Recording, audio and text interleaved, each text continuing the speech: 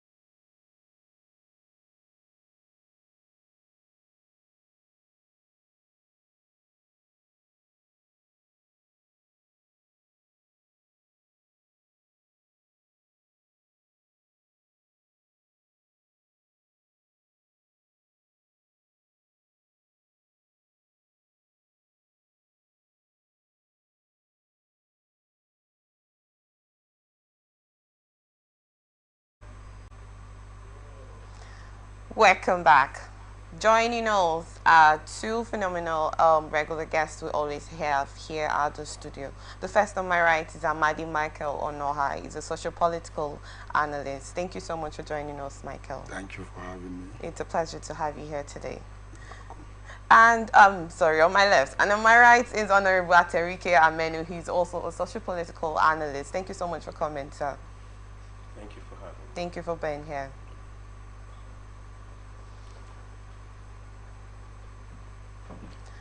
Enugu State House of Assembly has introduced a bill to curb alleged excesses in agency and legal fees for tenancy agreements. The House explained that the bill was in response to growing complaints from residents about the rising exploitation of tenants and prospective tenants by landlords. The bill for a law to amend the landlord and tenant laws, sponsored by the member representing Nkanu East State constituency, Honorable Okemba, underwent its first reading on Tuesday. Among other provisions, the bill seeks to regulate agency and legal fees by capping them at a maximum of 10%. It also aims to abolish the long-standing practice of caution fees charges imposed on tenants by landlords that are rarely refunded at the end of tenancy. Section 3, subsection 3 of the proposed law states, with effect from the commencement of this law and notwithstanding any provisions in other enactments, agent fees chargeable for procuring any accommodation in the state shall not exceed 10% for the rents payable by the prospective tenants. Similarly, Section 3, subsection 4 provides no tenant shall be required to pay any further premium in acquiring accommodation except for a legal fee payable to a qualified legal practitioner for the preparation of the landlord and tenant agreements, which shall not exceed 10% of the rent. Once enacted, violations of the law will attract a fine of 500,000, a 6 months prison term, or both. I will want to start with you, Honorable Aterike, on this aspect. I would personally say that I'm a first-hand victim of a situation, tenancy agreement with landlord, at some point in my life. And then it was so bad to a point that there was a situation where I had to move out. And then I asked for a refund, for they'll call it the caution fee situation, and there was no refund. And I'm sure several people have actually been involved in this kind of situation, because oftentimes you look at it and say, this amount is not really worth the whole stress you want to undergo. But it's a continuous thing that happens, and nothing has literally been done about it. For the Enugu State House of Assembly to come up to take this step, do you think this is a good one? Yes, thank you very much. This thing has been a big problem over time because the taxation is high. The level of this renting is high. You see, most agents go as far as telling the landlords not to give houses except they pay, they come through them, which is not too okay. Now, before now, you can see where houses are empty. You go there, you meet the landlords, and they will, okay, you need a house, come, this is how much I will take. And they will take, and you will be in. But today is not like that. Especially a case study in Port Harcourt, where most agents go meeting the landlords, telling them, don't give out the houses except I bring somebody. They even go as far as telling the landlord that the house is even more expensive than the normal rent they want to give, that they should increase the rent, the amount to be paid by the tenant, because in so doing, their agency fee and all that will increase. It is that bad. So it is not really a good one for that. The amount at which they tax people on this housing is very hard. Now you see caution fee. You were just saying of something that happened to you of recent. It's so bad. Okay, you are leaving. The caution fee is supposed to be a money being paid in case anything should get bad. But you end up that leaving the house, everything is still intact, and they will not want to pay you back that money, which is not so good. It is not good whatsoever. So we are believing that the bill being passed by the Enugu state government is good, and we should go ahead and do that. Okay, let's look at a situation like if we look at the economic state of the country as it stands, most of these landlords have, most of them decide to renovate their houses, and some of them would give reasons with saying that you know the situation and the high cost of things that we buy to make sure that we maintain the standard that you met this house in, and they decide to increase a rent subsequently, let's say yearly, without the notice of the tenant.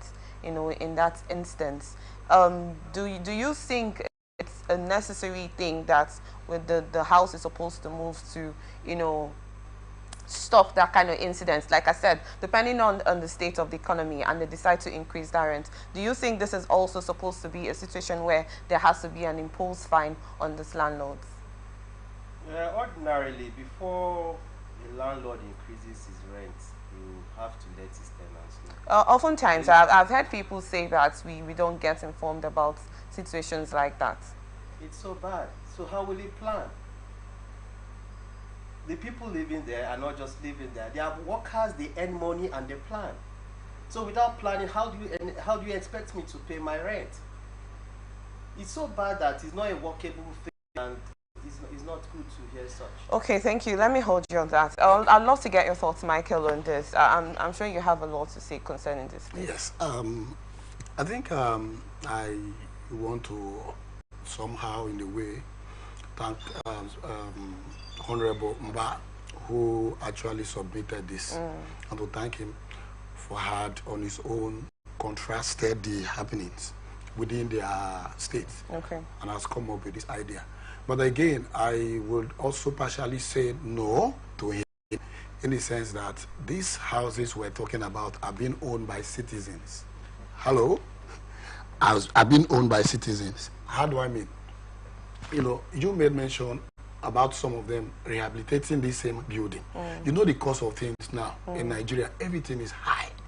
The cost of everything in Nigeria, cost of living is high. Yes. Again, I am against the area where one unqualified, what they call them, agent will just come from nowhere. He's not registered. He's not either a member or body, whatever, of the estate management, whatever. Have not undergone any courses that have to do with that. Does not have license to operate. Okay. Why some persons just go to people who are within their neighborhood, who they feel are educated, for them to prepare the tenancy and landlord agreement for them. Okay. And this class of people are not qualified to do so. So to me, I think if you must do that, go back and register. Go back and register, and go back and ensure that you belong to these bodies that regulate whether the agent section or the legal practitioners who are supposed to be preparing that. Don't just be an ordinary person on the street. I think that's where the problem is coming from. The moment you bring this kind of people, you are also causing problems. Okay. Again, for the area of the tenants, how can you stay in somebody's house for a whole year? Like, you have to stay, you paid your rent from this February, and you know that by February next year you have to renew your rent. It is when it's getting close to January next year that you start thinking on how to, look for a way to pay your rent. That is stupidity. Okay, and for the Enugu State House of Assembly to, curb that tenancy caution fee, do you think it's a necessary thing for the house to do, considering, like you stated also, and you agree to it, that the economic the situation of the country and the high rises are actually affecting everyone? For the house to cut down on those charges, do you think it's a necessary measure to take? To me, it is not necessary, because they didn't build those houses for the owners of those houses. It is not necessary. But the area where I can consider it being a bit necessary is for the tenants not to be pressured. How do I mean pressured? In the area where you pay this caution fee you're talking about, okay, what do they do with the caution fee? If you ask me, they don't refund them. Ordinarily, yes, it is legally refundable, but they will not refund you. Can the agent give you back your agent fee? Now, that's what they have introduced that they call movement fee. Before an agent will take you to anywhere, you have to give that agent movement fee. Whether it's working, it's not working, they don't want to know. Some of them know that there is house. They don't have any house, so they say bring a movement fee. And before you know it, you're looking for a house at a judge here. Then before you know it, you see yourself at what they call it, Obibo. I have one tenant that is a sure bet. Before you know, you see yourself in Oweri. So I think I want them to also look at that area where they would also sanction a little warning to those agents to stop that other practice of wanting to extort from someone who is looking for a house. It should go back to the old format where you see an open house, you can walk to the landlord and say, landlord, I learned that there is one vacant room here. Can I, and not that. But no way. Now an agent will come to you and tell you, sir, give me the key. An agent will padlock your house and go.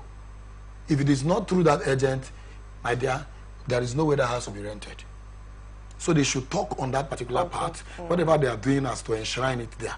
Please, I'm begging them to also consider this particular one. Thank you so much in that. Thank you so much in that, Michael.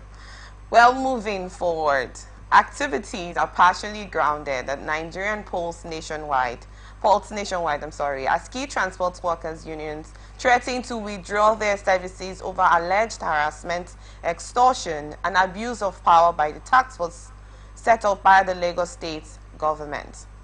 A 3-day ultimatum has been issued by the unions to the Lagos State government demanding the immediate disbandment of 2 state committees and the unconditional release of all impounded trucks. The unions are the Maritime Workers Union of Nigeria, the Nigerian Association of Road Transport Owners, and the Association of Maritime Truck Owners. The Lagos State Government Committee on Removal of Abandoned Vehicles and the Special Tariff Management Committee in Apapa have been engaging in truck seizures over non-payments of approved levies. But the truck owners, maritime workers, and the transport unions are accusing the state government task force of arbitrary action, extortion, and violence, which they claim are crippling ports operations and inflicting severe financial losses on stakeholders in the haulage sector.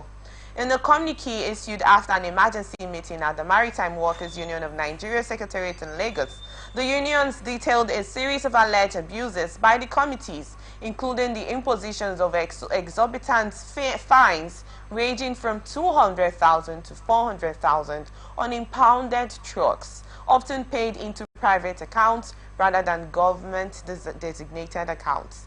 The communique also highlighted the violent incident on February 20, where members of the committee, accompanied by street urchins, allegedly attacked the truck owners and drivers along the Apapa Port Road, leaving one victim hospitalized with grievous injuries. This, before now, ATCON has come to cry out that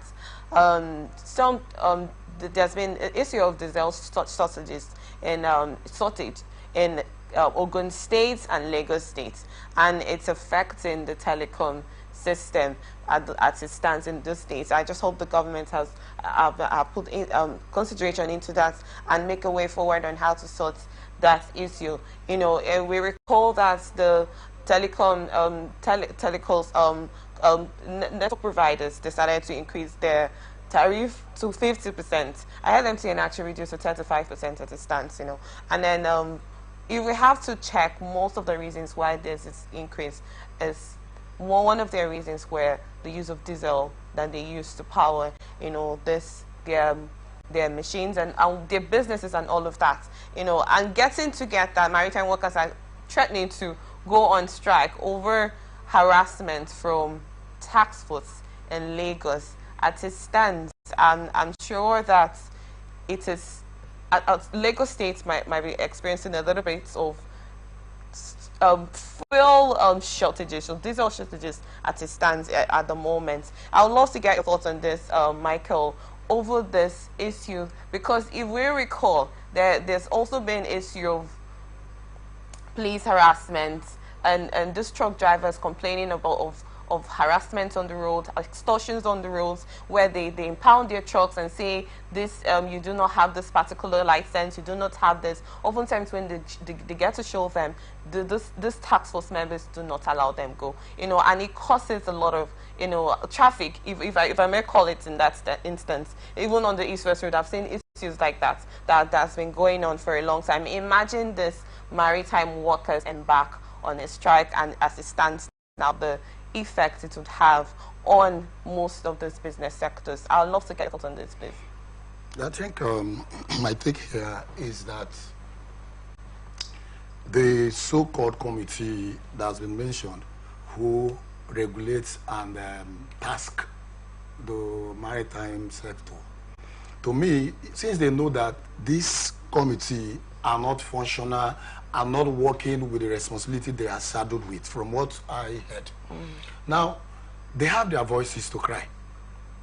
Yes, they have their voices to cry, in the sense that ordinarily, I was meant to understand that there is another body which belongs to this their maritime sector. I've forgotten their name if I can remember, who is also against them shutting down. I don't know if you're aware. They are against them shutting down. That they are not, they are removing themselves from whatever move they are taking. What does that make? What do you sense in such move? You should know that there are some persons who have sat down on their own, manipulating and tasking these people in order to fill their own pockets. If the state government, have they reported to the state government? If you ask me, I will say no. But to them, they said they have reported. If you think they are not doing what they are being asked to do, as a body, you cry out. How do you cry out? You have legal team in your sector. You have what they call them, the PROs, who can go as far as to the AGF to go and complain this. So I think, and from what I also heard, I heard that they are saying that this task committee also whatsoever does not give them the account of the state for them to pay in money. They bring their private and personal accounts, which means that they have left the assignment that is being given to them, and they are now working for themselves as usual. If you give Nigerian man chance, they take chances. To me, Nigerian and Lagos state government should call to order and either disband that committee and reform, get another new committee who will work effectively. And if they are not doing the same thing too, to me, I would equally say that such things should happen. Let the state on their own do this job through a particular ministry. That is my take. Thank you so much in that, Michael. I'd love to get your thoughts on Ribatirike on this, please. You know, it's so maddening when issues of these taxing and all that start coming up. Now, you see these revenue collectors, they are very, very, very dubious. Is that bad that when they collect, they will not put it into the government coffers? Now, what is the issue here? They want to go on strike. Because even most of the vehicles parked are not, they said they impound cars that are not workable, that is not being in use. But most of the vehicle parks are just cars that they park overnight. You see them coming to impound them and carry them. Why? Because they need money. Is it all money we eat, for crying out loud? There's some money you don't even think of going for. So the Lagos state government should look critically into it and know what to do with those people, because they will still keep doing that, because they believe that's their source of livelihood, which is not so good for us. Okay, imagine that there's a situation that nothing has been done on this yet, and the maritime workers embark on a strike as they have given the 3 days ultimatum to embark on strike. I'd love to get your thoughts on this, please. It's so bad. The maritime workers, they have a whole lot of contribution to the economy of the country. Now you see that most of them are all over in the ports. Most of the goods being imported to Nigeria, they are the ones that convey them to the various parts of the states, especially when it comes to Lagos. Yes. You know, Lagos have the biggest seaports thereabout. So if they should embark on strike, that means we'll see more inflation in the country. It will affect virtually everything in Nigeria. Exactly. So the Lagos state government have to look critically into it. Not just the Lagos state government. It has to. The federal government too should also get themselves involved. But I don't know if both of you are aware that the situation has been lingering for a very long time up till now. You know, this had to get to this point that most of their trucks were impounded. That I'm sure that's why they had to really cry out that. And the extortions of 200 to 400,000 over what? No reasons given. You know, imagine this kid situations keep lingering. And we've got, like I talked about, brutality, police brutality, harassment, and all of that that's been going on up till now, and nothing has been done about it. You seem like you really want to say something. I'd love to get your thoughts right yes. now. There's an adage in my own tribe where they say whenever you wake up is your morning. It does not matter when you wake up, but that particular time that you are awake becomes your morning. How do I mean? I think it's been happening. They were looking at it like, it is our thing. Let us just let peace go. Okay. Let peace be still. Let's just watch them. And you are allowing it. To me, what you permit is what you have given grace to keep repeating itself. Before you know it, it becomes tradition. If a sin stays long in a community, it becomes a tradition. So I think them crying out now, this is their morning. I think they feel, to me, I think this is the right time. They want to fight. They have endured it enough. There is a way you beat a man or a child. You beat them to the wall to the extent where there is no more way out. They will have to turn. If you want to kill them, kill them. That is what is happening. To me, I will plead with them not to shut down. Because if it should happen, it will affect including the presidency and the president himself. It will affect both the rich and the poor. It will affect everybody. Even those in other countries. Because their goods will no longer go out. Our own will no longer, go to their own country again. And people like us who are their servants might not have what to eat again. You talked about setting up a new committee Yes. that would, oversee this, or probably having a new ministry, in order to oversee this whole activity. In an instance, in a situation where, they talk about bad eggs and all of that, and it's not entirely washed off. It's not entirely removed. It affects all the eggs. And then secondly, I will also love to get your thoughts on this falters that bring personal accounts, instead of the government-owned accounts, in order to extort monies from these maritime workers. What do you think should be done to these people? They should, I think I will ask the state to punish them thoroughly. What kind of punishment? Punishment in the sense that whatever kobo they have, they should move back to all of their accounts, because these people who pay this money still have record. They have receipts. Okay. They have the receipts to prove. So they should go back to the account and ensure that it's been swept. And they should get them arrested for had left what the trust they've given to them to do their own job. It's happening in Nigeria, not just them.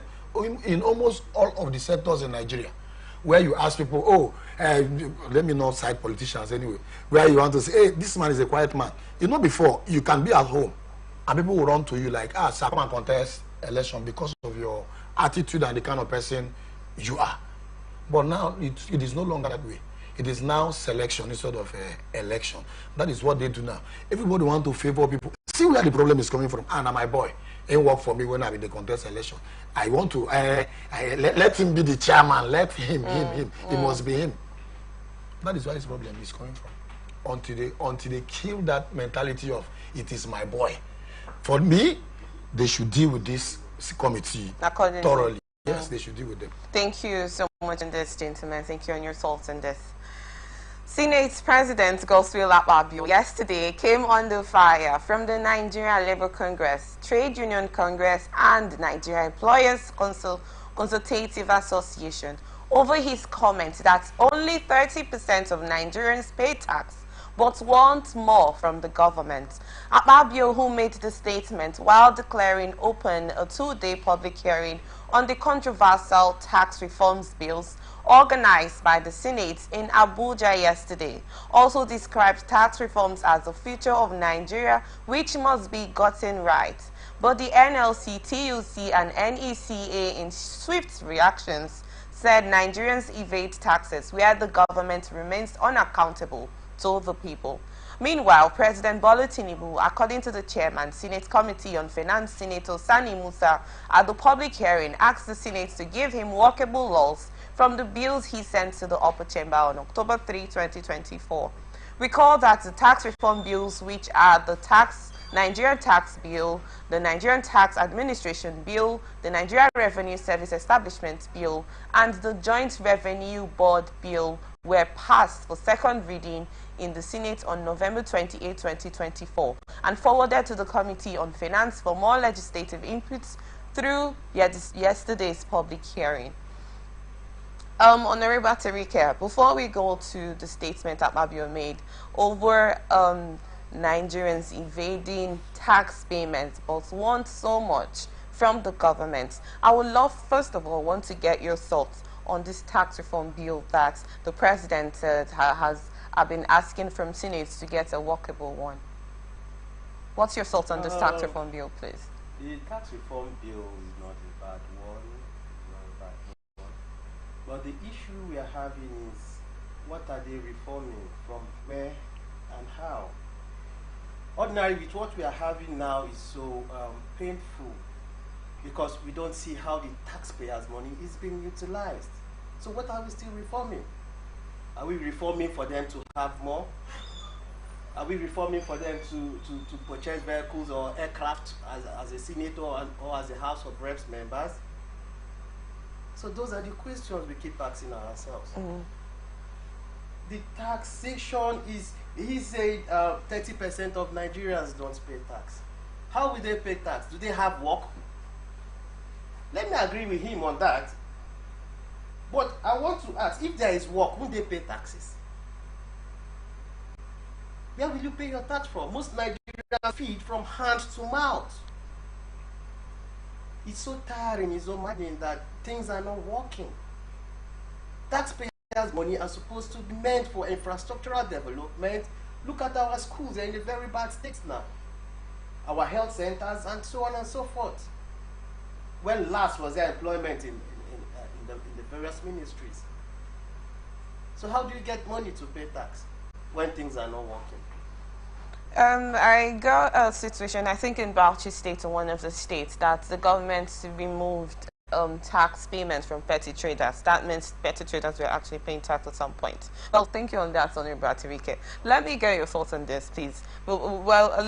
Let me get your thoughts on the tax reform bill first off. Then we go on Gospels about your statement. Okay, concerning the bills, I think I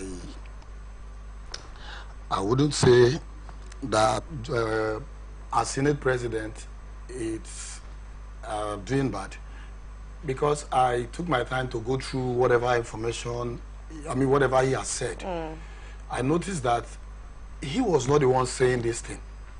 He actually was speaking on behalf of the Senate, telling Nigerians how and what he has seen, asking Nigerians to look into this particular bill, that they want to look at it to see if it is something that would work or not. But to me, all that I have to say right now is that task. Do they want to tax Nigerians to death? There is no parastatal in Nigeria that they don't task. There is no. Do you know that they task up to the level of tasking people who do POS, people that employ themselves? They don't have what to do. Some of them went out there to borrow money in order for them to put up something that that will give them 1 naira to buy pure water or gari to eat. But they task them. Only, let me not mention the states.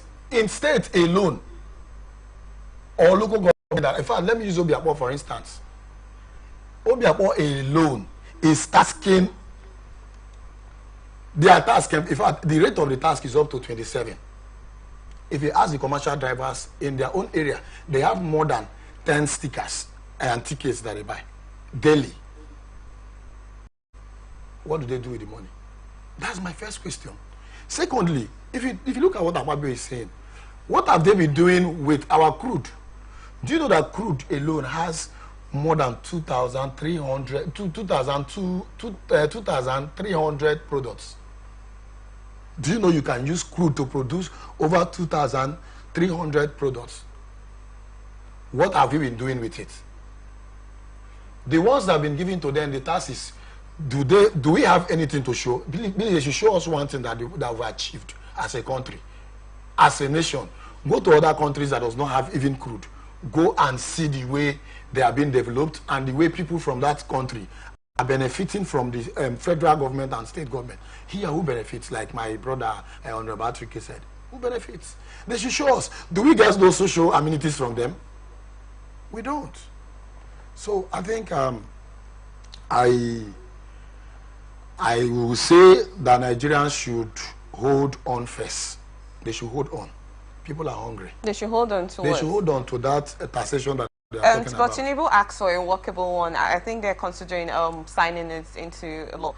And we recall that the North were actually against the tax reform bill, but they came back to say that we're not against it. We're okay with it, but let it let it not be so affecting, you know, us as it stands. But I really want to, you know, hint on that statement that Goswell Abio said. He said he was speaking out for the Senate. But if you may ask me, I think that was a statement that was made out in the open. That yes, it was an observation, if you may ask me. But you've listed out most of this menial job workers that actually pay tax. I talked about petty traders. Imagine a guy that sells gala in traffic paying tax. Pure you know, water. yes.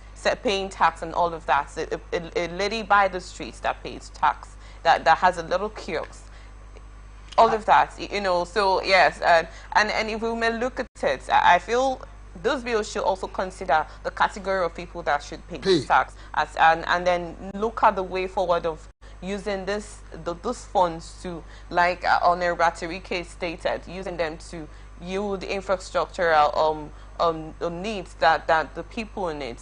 First of the electricity sector and the crude that you mentioned. I think they actually, at some point, the federal government was stating that we will no longer export our crude to be refined, rather refine them here, but we're still waiting to get the move over that. And I don't really know how that can work. It's laughable.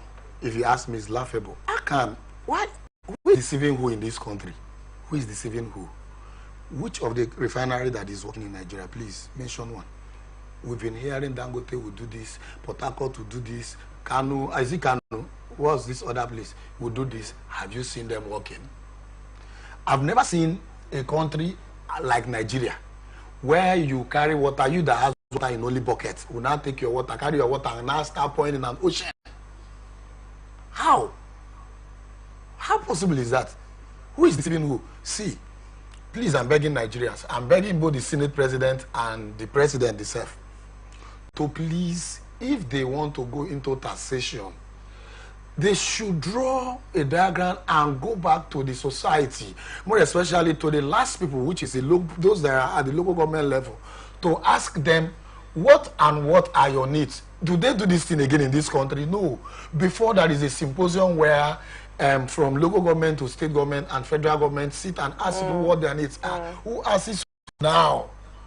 So if you want to tax people, look at those who you feel you have employed and tax them directly from wherever they have been employed. It is the easiest way to do that. But those that have nothing to do, like the petty traders, if you take that little 1 naira somebody using helping them, I mean favoring them, how do they feed again? I have 1,000, for instance, to buy pure water. And now you know, of course, that pure water is for 400 naira. I'll be 500 naira. I'll now buy 2. Then when you come, you tax 400 naira from me. How do I buy the next water? No. We are clean ourselves. Or except they want all of us to die. Why them that are in power? Them and their children will keep flying private jets and be going to wherever they want. If anything should happen today, they will fly. We will be here. You won't see them. They will just fly free of charge. So do we say that you are against or for the tax reform? Yes, I'm against it. If it must happen, let them look at the categories of people who would pay. And it should be for those who are working already that them government has employed. When last did you hear about federal government employment? When last did you hear about state government employment? Is it happening in Ajuru? You want me to mention Ignatius Ajuru? They are still battling with it. I don't think that employment will even hold. Sorry, I had to divert from that other topic. But I'm telling you, there is no employment anywhere. Where do you want these people to get this money that you want to tax them from? They are unemployed. Please, they should please adhere to the cry of Nigerians. Thank you so much on that, Michael Onoa Well, we'll go on a quick break. When we return, we will continue with the rest of the stories. To stay with us.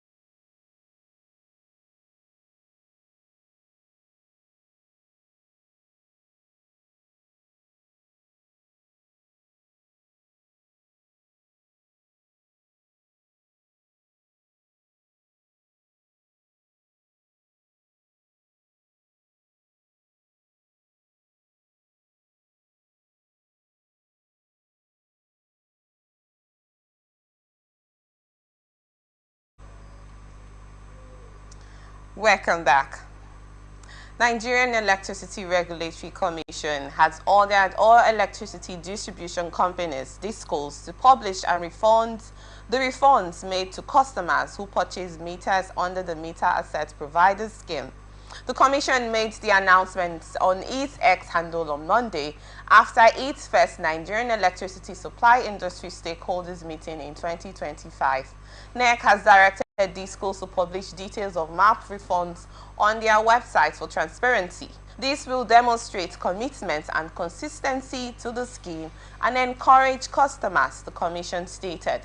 It was gathered that topics discussed at the NEC meeting on Monday included the tariff methodology and impact of the state's transition, and NESE liquidity, financial evaluation of the markets, and the transition to a multi-tier electricity market with regards to the State Electricity Regulatory Commissions, among others. The quarterly meeting brings together energy stakeholders to discuss the state of the Nigerian electricity supply industry and address critical issues on the sector. The Meter Asset Provider Scheme is a program introduced by the NEC where third-party companies are licensed by the regulator and engaged by the DISCOs to procure and install meters to customers. I will start with you. I want to start with you, Mr. Michael. Please, I'd love to get your thoughts on this quickly. I want to ordinarily channel my blame to DISCO, because why I want to channel my blame to them is because I know that they are the problem we have in this part of the country, more especially River State. I'm aware that so many persons has even given them money. Now they no longer even regulate the light, the whatever as it is called, as the usual way they do it before, where they give it to every low and high citizen of Nigeria. That's the band A, B, yes, and band C. A and B and all that. Now the format now is that they give only to the highest bidder. Some areas have not seen light for a year. Some have not seen for 3 months. Some have not seen for 2 months. Why some they will just flash at that particular day that they want to. Maybe if the month is ending tomorrow, they will just flash today. So tomorrow they will come and task and then make collection and leave. What do I mean that they're not doing the highest bidder? If you go to the areas where you have companies like, if you ask me, companies like Saipem and all that, those bigger companies, that's where you see them, and hotels, fast food and lounge. Those people now are the people who enjoy Nigerian life. The citizens does not get it anymore. How do they do it?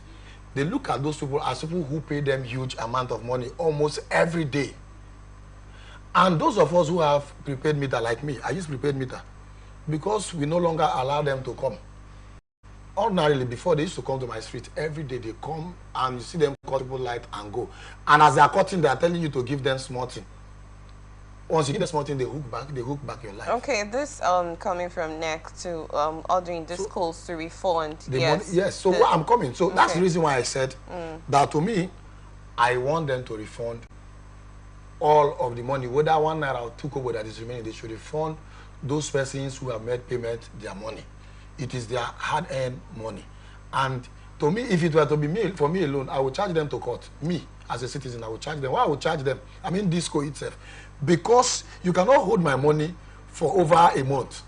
Then you have to add interest. Okay, considering the fact, thank you on that, Mr. Michael. Honorable Aterike, let me go to you. Considering the fact that oftentimes they do not have detailed information of this this meter sale that they do. I'm sure most Nigerians have come to criticize and say that I have paid for my meter for a very long period of time. I have not gotten the worth of that. You know, oftentimes we notice that they do not have accredited publications. So coming from NEC, asking them to, you know, publish the details of this meter refunds. How do you think they will go about this quickly, please? And I'd love to get your thoughts on this information. Please go. Publishing to be a very difficult task. Ordinarily, the list of people that have paid that are supposed to have been out, you know, for people to know that yes, we are really involved in this. We have committed ourselves to having such. But it's so bad that we do things in secrecy because best known to them. Now they need to pay. People are not happy with the way they distribute these lights. Like my brother earlier said, highest bidder takes it off. I know of some hotels around my hood, whenever they have events, things that are very serious, they will go and give NEPA additional money instead of buying diesel, because they know if they don't do that, they will not have light for that event. So in so doing, they will go and give their money so that there will be light within the period they want to use it. That is how bad it is. That is how bad it is. The most annoying part, and in fact, the good thing about it is that when you go to their office that you want to go and make complaints and all that, you find out that they are using generators in their office. So how do you expect NEPA that is supposed to give you light to use generator in his office? What do you think will come out of it? Nothing. Absolutely nothing. So okay. I wanted to ask, considering the parts where they do not have detailed informations of this meter sales and the ones that needed refunds, how do you think they will go about this situation? Detailed information? Why? They should have. They should have, except they want to keep it under their privacy, but they should have detailed information. These are money people paid. They all have receipts to the effect that they paid all this money.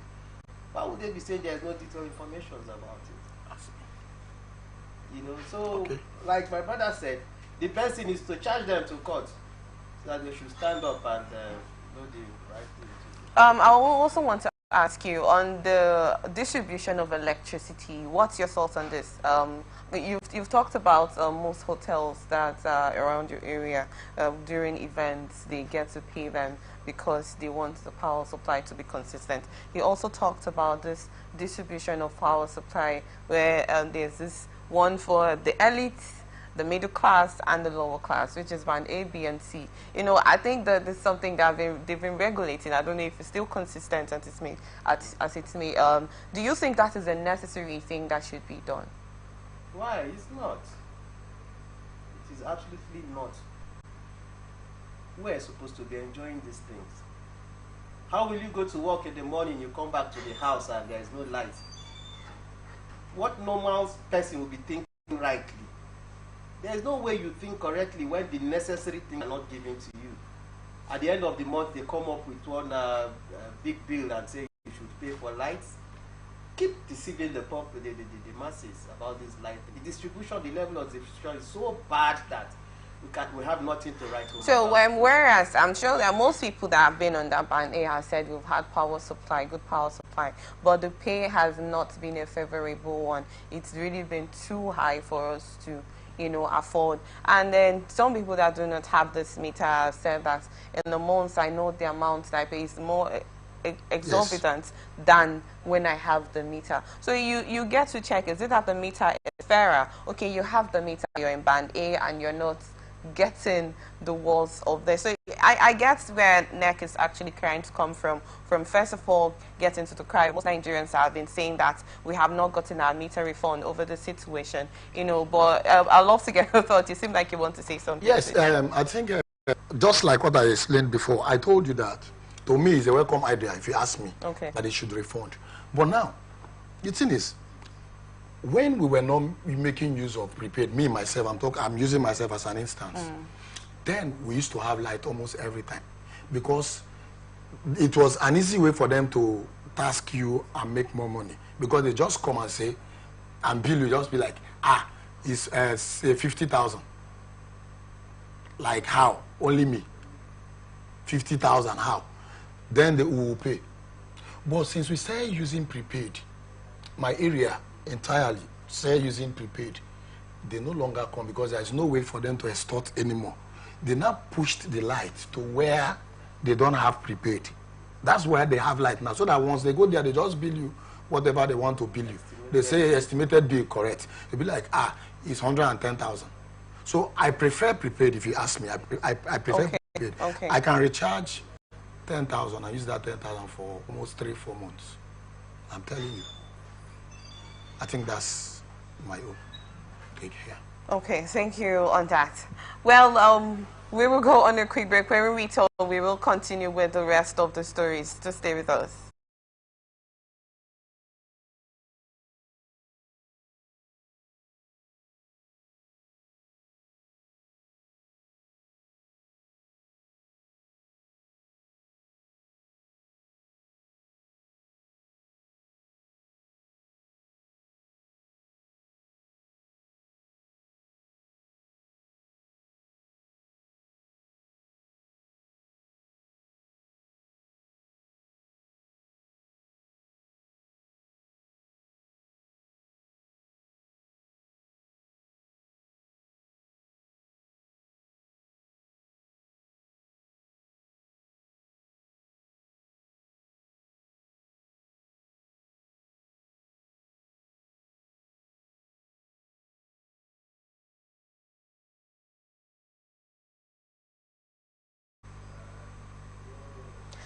Welcome back.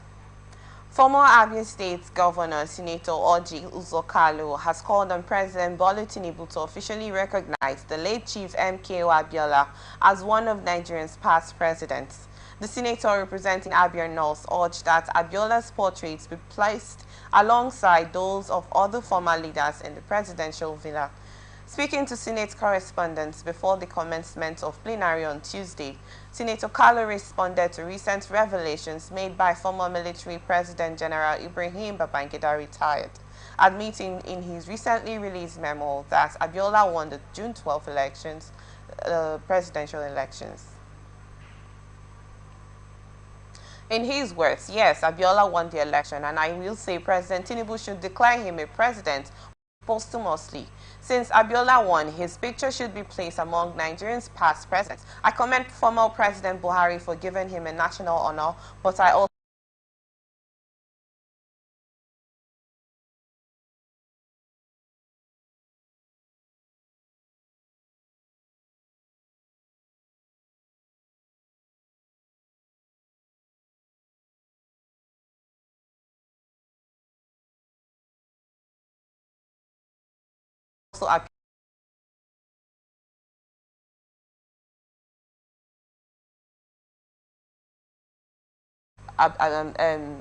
Babangida coming to say that, yes, I admit in my book that MKO Abiola won the 1993 June 12 elections.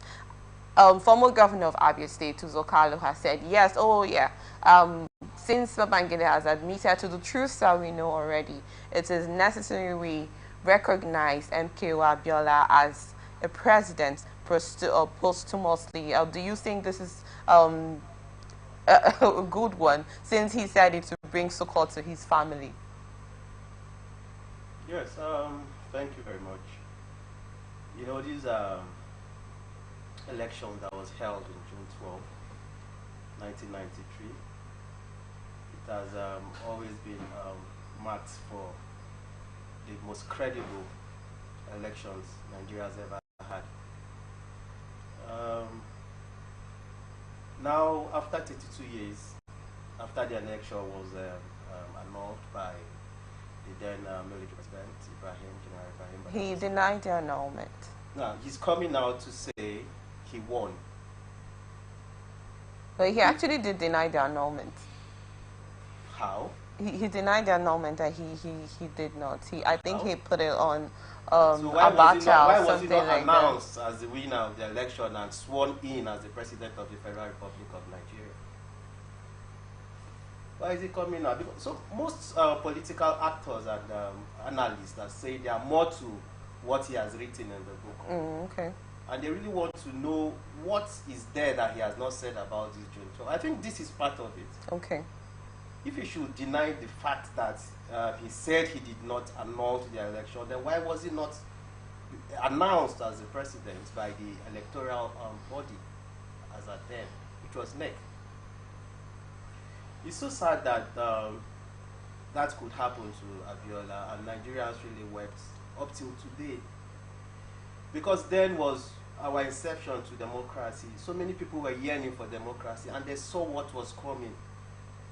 People came out with their whole hearts to vote the person they felt could handle the affairs of the country, the nation at life. But at the end of the day, somebody annulled and came today to tell us that, oh, he's so sorry that he won and it was for the good of Nigeria. How? Things are not done that way. For Carlo to urge Tinubu to declare him president posthumously, I think, to me, since he was not announced as the president of the Federal Republic of Nigeria, I think there are other things to do to really know that, yes, we really missed him, which the previous administration led by Mohamed Buhari did, like posthumous national award given to him and some few other persons. Do you know that because of this June 12, so many persons died, lost their life?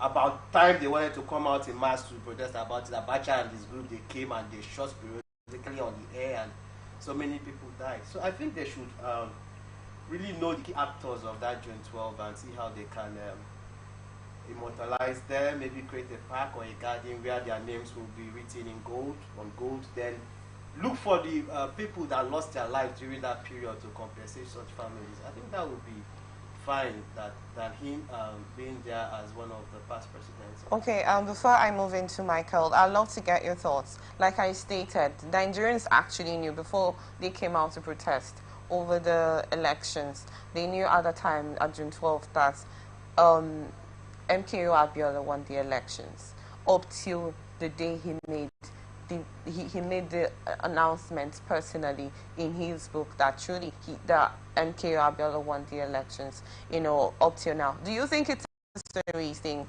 in recognizing Abiola president posthumously, in as much as we knew that at the time he won and we did not actually take any step over it? At the time when we knew he won, there were protests and all of that, and people died, and everybody moved on. Like they say, life goes on, you know, after everything. Is there any need, do you think this revelation would make any change in any way? You see, in elections, you have electoral body, and at the end of any given election, the winner of that contest is declared by the electoral body. Mm-hmm. So since Abiola was not declared the winner by the electoral body, I think there is no use whatsoever for him to start coming out to tell us that he won. How did he win? We know, myself and you, we know because of the kind of crowd he had. So many persons, more than half of Nigeria, more than 70% of Nigerians wanted him, which they went there and exercised their franchise. They voted massively for him, but he was not announced as the winner. So there is no way you can hit him. Okay, thank you, that's Honorable Batirike. Mr. Michael, let me ask you this question again. Considering the fact 32 years ago we knew that MKO Abiola won the election, we protested at the time, and lives were lost. There were all of that issue that happened. Delegawa lost his life, and lots of people lost their lives in the incident. After the protest, about 200 people died. You know, lots of things happened, and up till now, we moved on. And Babangida came to his book and said, agree to the terms that truly MKO Abiola won, and this is it. And he, you know, made his statement and all of that. Coming now, yes, I would be quick to over the situation, because first off, lives were lost, and the thing is, Nigerians actually knew the truth at that time. Nigerians reacting to this issue now, do you think it's a necessary thing, in as much as Carlo has also come to say that Abiola should be recognized as a president? Do you think this is actually a necessary thing to do? Okay, my take here is that it is not necessary to do so or to do that, in the sense that I used to hear one song then, they say it is too late to apologize, and there's a song like that that has such a title. Why now? After these years, why now? And in that same book, did he ever mention that MKO should be recognized? Did him that said that he won, did he say so, that he should be recognized? I don't know if you understand. If you want, why does he have to make a statement for MKO to be recognized? Why did he not make the statement that he won? Does he have to make the statement? Some people, there have been different reasons. So people have like tried to be in his head. We've not read the book actually deep down to know why he made that statement. Actually, you see, you and I know that that particular book has political undertone, whether you believe it or not. But I don't want to go into details for security purposes. Now, the man who is saying that that MKO should be recognized, I mean, that MKO won. Where was this man when MKO won? What did he do? What was his role? Why did he not recognize him even after his death? Why did he not recognize? Was he not a military president then? What did he do? Why now? it is too late to apologize according to the song I told you before. So him coming up with this one now, the man that I know, why did he not come up with this same thing during our ex-president's regime, which is Buhari? Was Buhari not his friend? Buhari actually admitted to it. No, they were friends. I know what I'm talking about. They were friends. Why did he not say it that time? Okay. He went missing. The same IBB went missing. Then he was acting as if he had stroke, as if he was sick. He was totally missing everywhere. He was nowhere to be found. Why did he jack back now? Why the energy? Why is he now saying that NKO actually won the election? Do you know the trauma that the family of those persons who lost their life are faced? Do you know where they are today? Do you know what these people saw? If you recognize NKO as a president, according to what you people are saying, how about those other persons who lost their life? Are they not human? Are they not citizens? Are they recognized? Were they mentioned? I used to hear church people say you will only be remembered when someone is gone. You'll be only remembered by what you have done. Those persons are gone. Nobody wants to remember them. And you want us to remember just NKO. He was not sworn in. You know what makes you a president is when you're being sworn in. True. And you have that oath of office. Automatically, if he had done that, I would have also, supported that train or that ship to say that he should be recognized. I think they have given him one other recognition in the area where Buhari said June 12 should be a public democracy and all that. So I think that's enough. That's enough to Okay. me. And Orji's Okalo, what's that his name again? Uzokalo.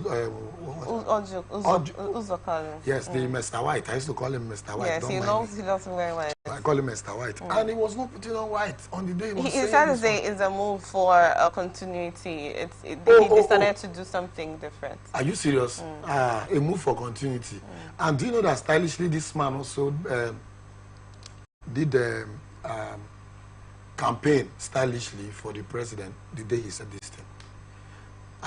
Is he not sending an extra signal to you that there was something behind this publication?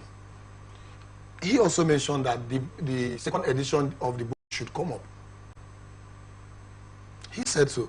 So let's wait for the second edition before we conclude.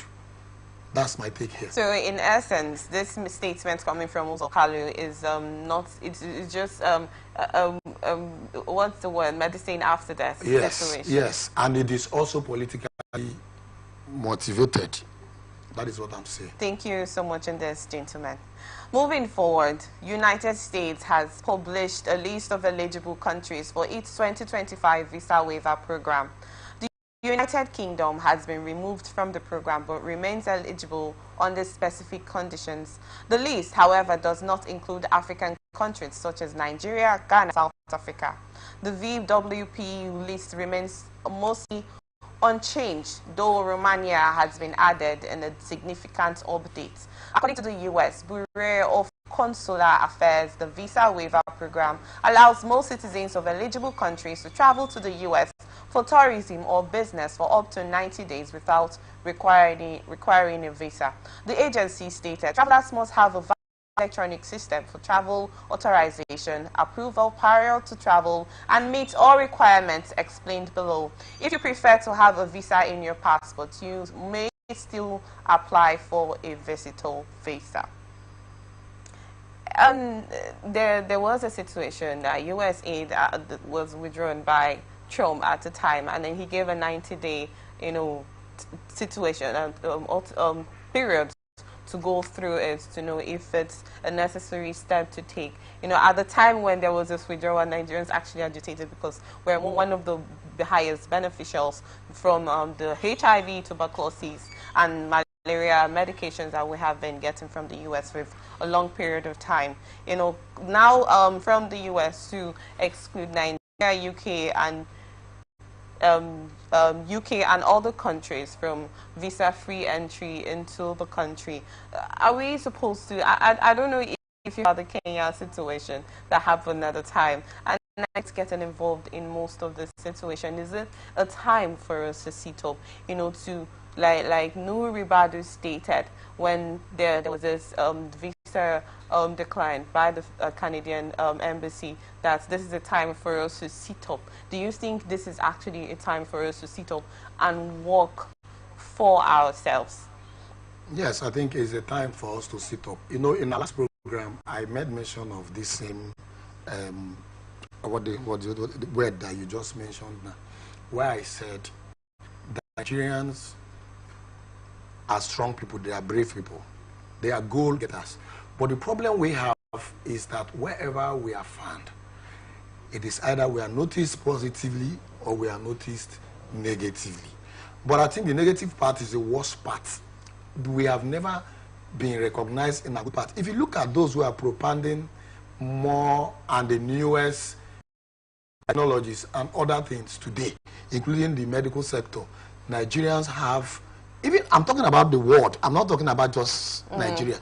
Nigeria has the newest, so I'm talking about the newest. Nigeria has about 40% of those who are propounding or initiating or introducing other technologies, both for, there's this element too that a Nigerian guy called Akin something. I just was making research recently that I know they gave him an award. He's being recognized where you can sit at a place and COVID, okay, where you can sit at a place with a particular thing that looks like fan, the thing will not absorb all of that element that is around that jurisdiction. Now, my own is that we have been painted so bad to the extent that nobody wants to work with us. Let us come back home and ask ourselves question: where is this place that we are going wrong? Where is this place that we are not meeting up? Where is this problem coming from? And then seek for solution on how to, stay and sit up to the level of expectation. And then by so doing, I'm telling you that we will become a general ambassador of the world. So that's my take. Nigerians should sit up. This is our time to come back home, and all hands being on deck, and for us to achieve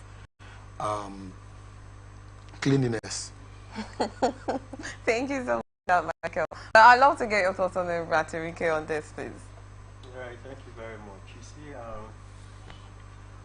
when the period when Trump came into power, and there was this deportation of immigrants, and they deported Nigerians. I was of the opinion that it's a good one. But Nigerians right now the only illegal migrants that were deported. I'm talking about the happy, the one we are talking about. I was happy about that. Now, what was my reasons?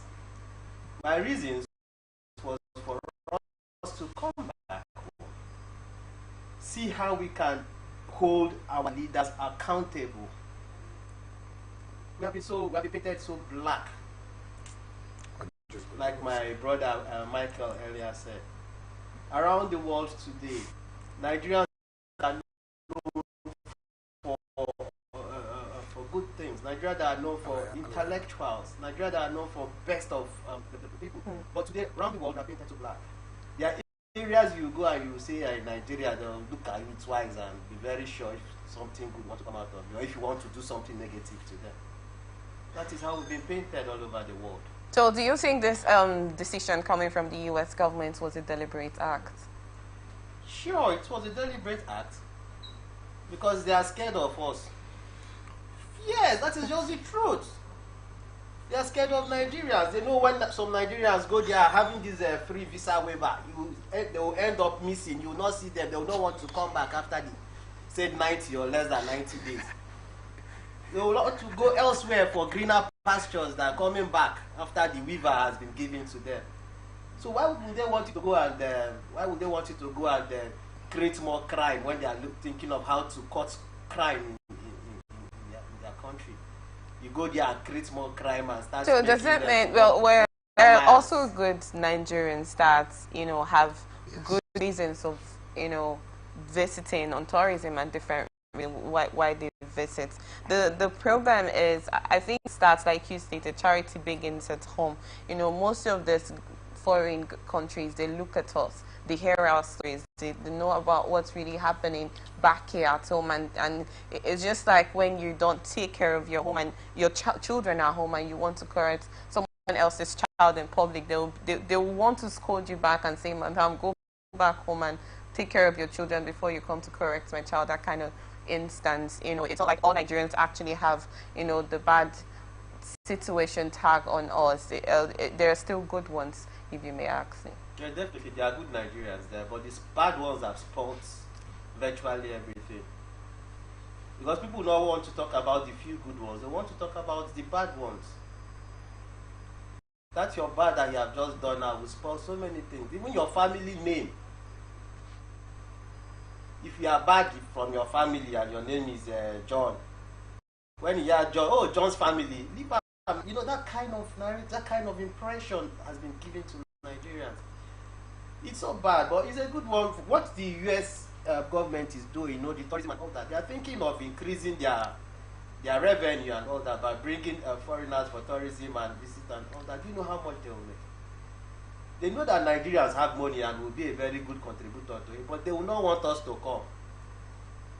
So it's so bad. It's high time we start doing the right thing. It's high time we start doing the right thing so that we will not be painted blacks outside the shore of our country. Okay, quickly before we end the show, I'd love to get your thoughts on this. I made mention of the security chiefs that were denied visa from the Canadian embassy at the time, and they had to take a step backward, in as much as Nehru Badu made a statement. Probably he could say it was an impulse action that made him say what he said over that denial. I also want to get your thoughts on that. The fact that most Nigerians, we do not get that recognition that we deserve, in as much as we are the giant of Africa. And Ribado, I would say he said that out of proportion, but I would want to say that Ribado is also part of our problem, in the sense that he is supposed to be the image of Nigeria, in the sense that he is holding one of the key positions that sends good signal to other countries. But for him to have come up with that, I will say that maybe he has his own reason why he said that. But the issue with the super ego also happened. You are aware that they were left somewhere in a country. Was it because Ribado said something too? You are aware? When they traveled, they were late. They were not valid. That's what we are trying to say in essence. We are not. And you cannot single these people out. The bad eggs are everywhere. Nigerians, like he said, just take one Nigeria to one place, leave them, that one, after one, recognize us. That's my take, and that's my stand. Thank you very much. Thank you so much on this, Michael. Thank you so much, Aterike, on this. I really enjoyed your presence here today. Well, this is where we wrap it up on this episode of Blowout. We hope you have an amazing time. Do not forget, we are still open for advert placements, bookings, and commercials. You can still connect with us on all our 8 socials on Facebook and YouTube, on Attractive Television Network on Instagram and TikTok, on Attractive TV Network 1, on Twitter on Attractive TV Net. You can watch us live on our website at www.attractive.net.work.